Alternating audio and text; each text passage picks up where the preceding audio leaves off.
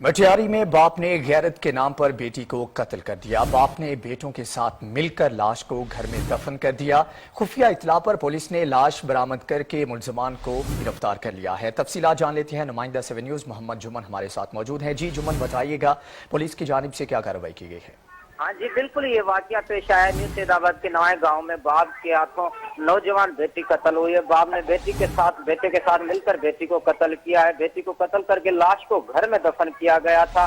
Police का यही कहना है कि घर में दफन किया गया था लाश को। मटियारी खुफिया इत्तला पर कातिलों को गिरफ्तार भी किया गया है कि गिरफ्तार मुलजिम ने कत्ल का एतराफ भी कर लिया है। पुलिस का कहना है कि ये तफ्तीश जो है जारी है। बाप ने जो है अपनी बेटी को कत्ल किया है। बेटे के मिल के साथ जो है उसको कत्ल किया गया था, उसको भी जो है अब तक गिरफ्तार किया गया है। बाप जो फरार हुआ गया था, लेकिन पुलिस ने जो है इंतहाई कार्रवाई करके उससे भी गिरफ्तार किया है। मस्जिद जो इनका कहना है कि तशरीफ जारी है। उनके जो लवाकिन का कहना है कि ये इसने बाप ने को कत्ल किया था।